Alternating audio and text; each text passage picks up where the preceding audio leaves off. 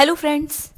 Razor को लेके बहुत सारे मिसकंसेप्शंस रहते हैं जो कि आज मैं आपके क्लियर करने वाली हूँ। तो ये होते हैं फेशियल रेजर्स, जिसको यूज़ करने से सब बहुत ज़्यादा डरते हैं क्योंकि उन्हें ऐसा लगता है कि उससे उनकी ग्रोथ ज़्यादा आ जाएगी। तो इसके बारे में हम डिटेल में बात करते हैं। फेस का एंड बॉडी का होता है, दोनों ही डिफरेंट होते हैं। दोनों के लिए सेम रेजर यूज़ नहीं करते हैं। जो फेशियल रेजर्स होते हैं उनकी जो ब्लेड होती है वो बहुत ही ज़्यादा स्मूथली चलती है। तो सबसे पहले मैं अपने सारे बालों को पीछे की तरफ कवर कर लेती हूँ एंड अब मैं आपको बताती हूँ कि हमें रेजर को कैसे यूज़ करना होता है। तो आपको ऐसे तो मेरे फेस पे हेयर नहीं दिख रहे थे, बट आप पास से देखो तो छोटे छोटे बारीक बारीक से हेयर्स हैं और मुझे पिंपल भी हो रखा है। तो हमें पिंपल स्किन पे कैसे रेजर करना है वो भी मैं आपको बताऊंगी। तो देख लिया आपने, छोटे छोटे से फाइन हेयर्स है मेरे स्किन पे। तो रेजर को डायरेक्टली यूज नहीं करना होता है। पहले आपको एक्सफोलिएट करना है ताकि जो भी उसकी रूट्स है वो थोड़ी सी वीक हो जाए एंड सारे हेयर्स अलग से सेपरेट हो जाए। तो माइल्ड एक्सफोलिएट कर देना अपनी स्किन को एंड यहाँ पे आप थोड़ा सा लुक वार्म वाटर भी यूज़ कर सकते हो एंड उसके बाद में आपको अपने फेस को वॉश कर लेना है।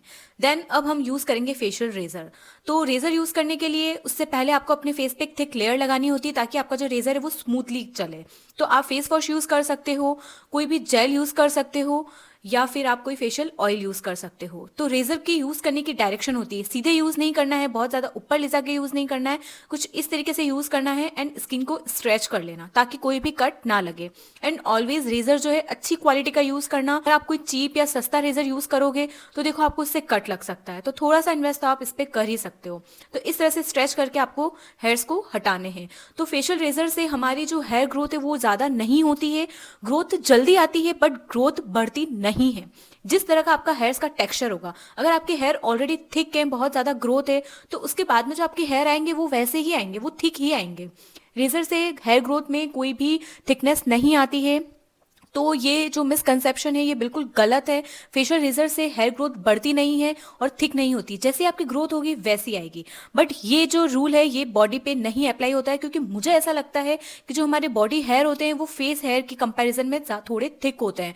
तो जब हम लेग्स पे रेजर यूज करते हैं बॉडी का रेजर अलग आता है। तो मैंने ये फील किया है खुद से कि जब हम बॉडी पे रेजर यूज करते हैं तो उससे जो हेयर ग्रोथ है वो थोड़ी सी थिक आती है। फेस पे मुझे ऐसा कुछ नहीं लगा, बट बॉडी पे मैंने ये चीज फील करी क्योंकि जो लेग्स के हेयर है वो बहुत ज्यादा थिक आने लग गए थे। वैक्स करने से ऐसा नहीं होता था। इसका ये रीजन है कि जब हम रेजर यूज करते हैं तो हमारे जो हेयर है वो कट होते हैं, ना कि रूट से निकलते हैं। तो वो कट होने की वजह से जब उनकी ग्रोथ होने लगती है तो उनकी जो ग्रोथ है वो ही थिक होती है। तो इस वजह से जो हेयर्स होते हैं वो भी हमें थिक लगते हैं। ठीक है, तो ग्रोथ जल्दी आती है क्योंकि हमारे हेयर्स रूट से नहीं निकलते हैं, वो कट हो जाते हैं। ओके, तो ये वाला मिसकंसेप्शन बिल्कुल गलत है कि रेजर यूज करने से हेयर ग्रोथ बढ़ जाती है या फिर थिक आती है। जैसा आपका हेयर का टेक्सचर होगा वैसे आपकी ग्रोथ आएगी। अब अगर आपको जहां पे भी पिंपल है तो वहां पे हमें रेजर यूज नहीं करना होता है। उसके साइड साइड से आपको हेयर निकालने हैं, बट पिंपल स्किन पे रेजर यूज नहीं करना होता है। आपने पास से देखा होगा कि मेरी स्किन में भी रेडनेस थी बट पिंपल एक्टिव पिंपल नहीं था, तो इसलिए मैंने रेजर यूज किया था। आप आईब्रोज पे भी कर सकते हो, आईब्रो के लिए इस तरह के छोटे रेजर आते हैं जो कि आप यूज कर सकते हो। एंड उसके बाद में अपना पूरा फेस क्लीन कर देना है। एंड मैंने यहाँ पे ऑयल भी यूज किया था, अगर आपने वीडियो को ध्यान से देखा होगा तो उसमें आपको विजिबल दिखा था कि कितने सारे हेयर मेरे निकले थे। वॉश कर देना फेस को, फेस वॉश यूज नहीं करना है रेजर के बाद में। एंड अच्छा सा टोनर लगा देना, रोज वाटर भी यूज कर सकते हो। एंड अगर आपको आइस क्यूब सूट होता है तो आप रेजर करने के बाद में आइस क्यूब कर सकते हो, तो इससे आपका जो पीएच लेवल है एंड जो पोर्स है वो श्रिंक हो जाते हैं।